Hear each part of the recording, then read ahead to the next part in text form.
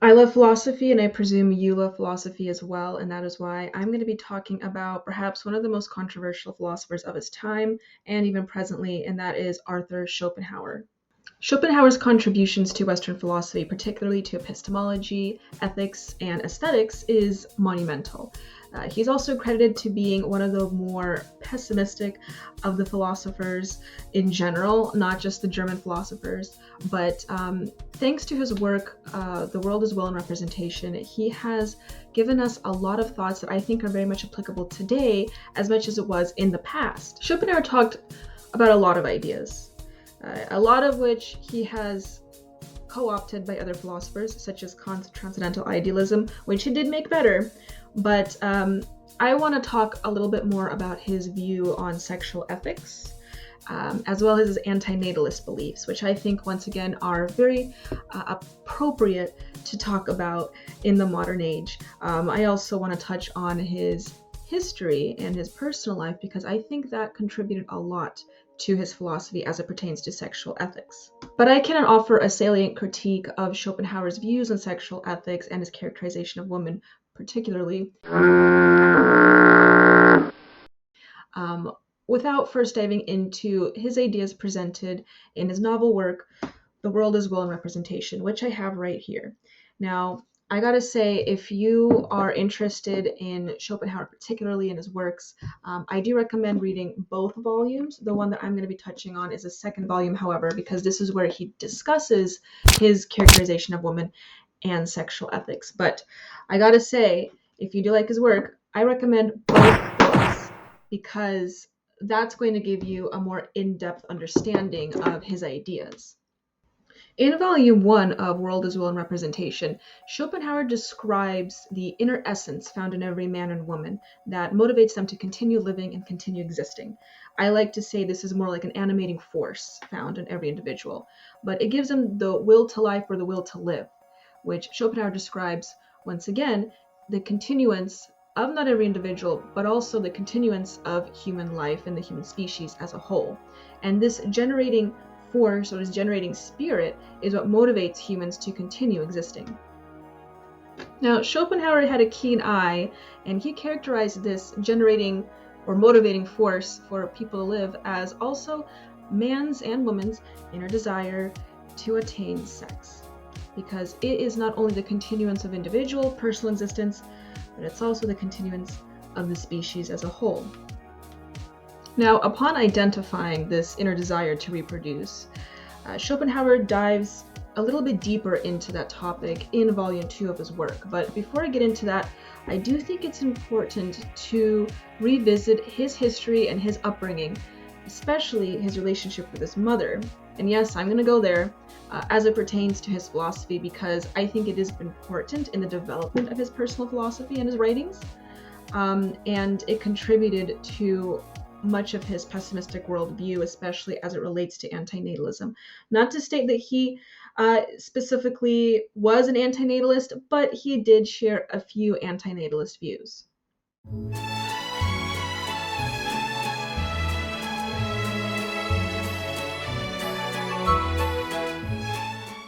Schopenhauer was the son of a wealthy merchant and an acclaimed poet, and he did enjoy a fairly substantial education, where he did pick up ideas from the greats such as Plato and specifically Kant and Kant's transcendental idealism.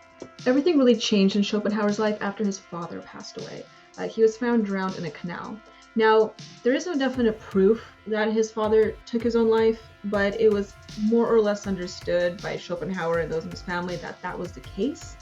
In fact, in letters that Schopenhauer wrote to his mother later on, he would heavily suggest that being the case, that his own mother pressed his father into doing that, or somehow her actions contributed to that happening, which is could have been more or less true, looking into the history of his mother. Let's talk about his mother, because there is a lot there is a lot to unpack there, let me tell you. There's a story often referenced in Schopenhauer's life where his own mother has kicked him out of the house. Apparently, they were fighting like cat and dog so often that it accumulated up to the point where his own mother kicked him out of the house and didn't want to see him again, at least for quite some time.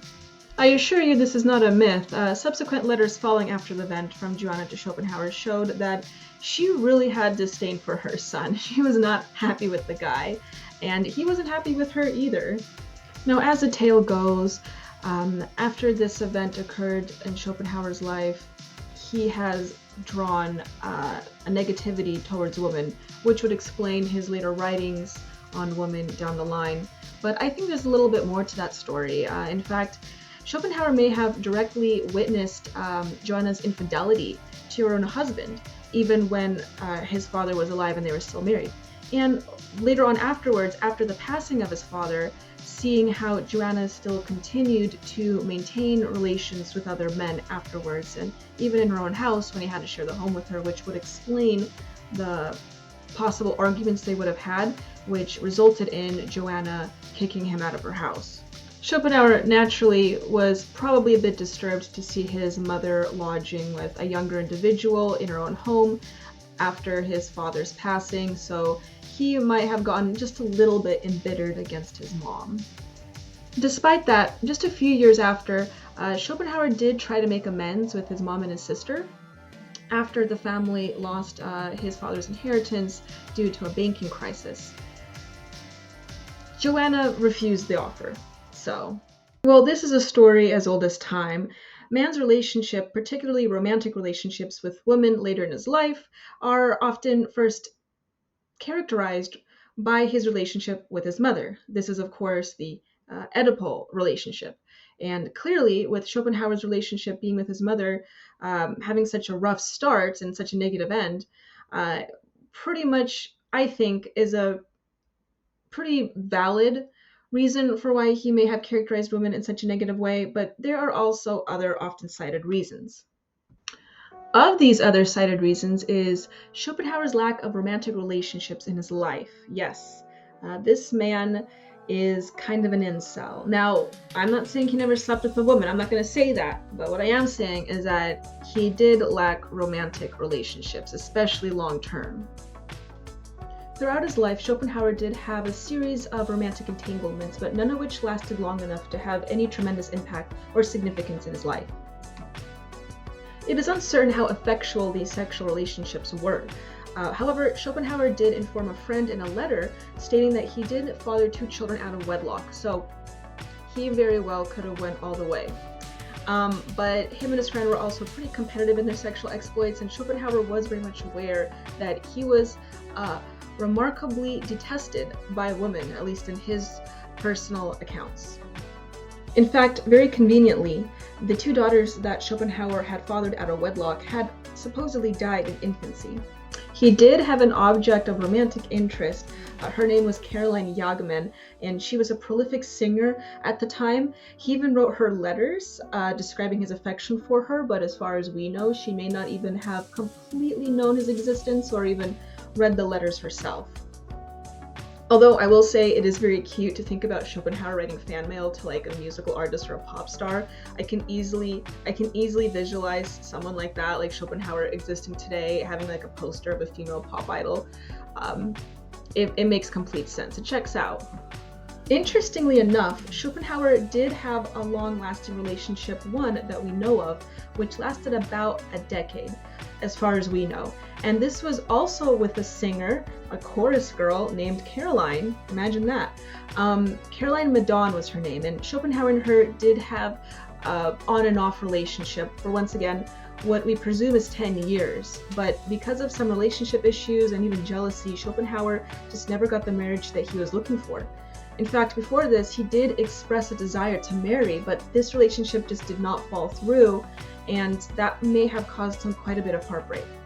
In fact, after the 10-year period in 1833, Schopenhauer moves to Frankfurt, where he allegedly impregnates another woman and has a child out of wedlock who apparently dies in infancy as well. So he didn't take the breakup all too well.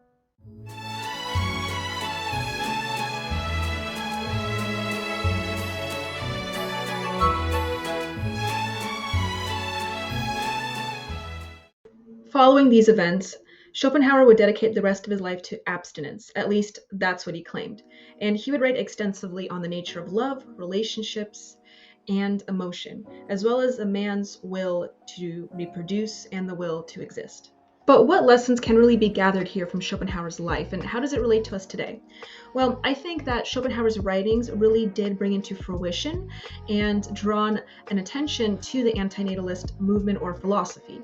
And even though anti-natalism was existing as a philosophy prior to Schopenhauer, it wasn't really until Schopenhauer's writings that popularized the philosophy as a whole.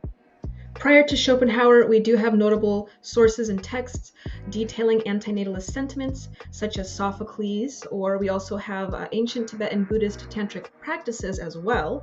But besides the fact, yet again, it always comes down to the man himself, Schopenhauer, who is really much attributed to anti-natalist philosophy, at least insofar as we have it today in the modern day and in Western tradition.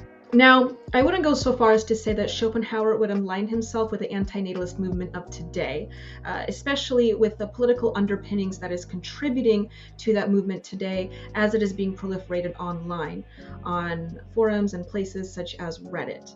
But that being said, a lot of the people that are posting on those forums are very much inspired by Schopenhauer's philosophy.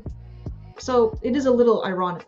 Of course, as with everyone on the internet, take my opinion with a grain of salt. Even though I'm fairly confident in my assertion, I very well could be wrong that Schopenhauer wouldn't consider himself an anti-natalist today, even though I think considering the politics and ideologies aligned with that movement today, I would be very skeptical to think that he would. With all that being said, I just want to drive home a point that I think is fairly important and significant to anyone that really finds themselves online, especially chronically online like I am.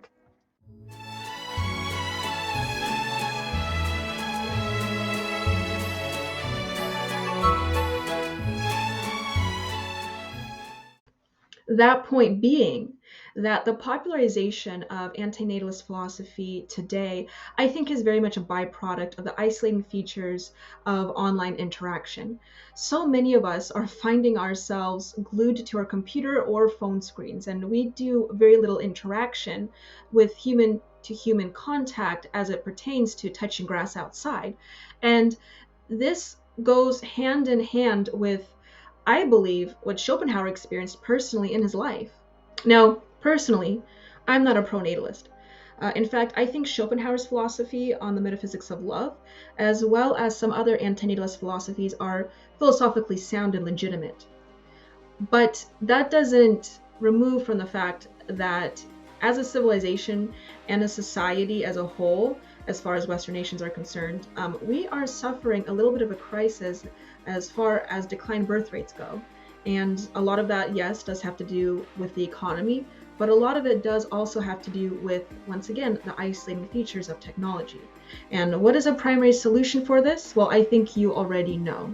In order to break through the barriers of the isolating features of technology, all you really have to do is to talk to people, especially with the opposite sex, and to see that it really isn't that bad after all.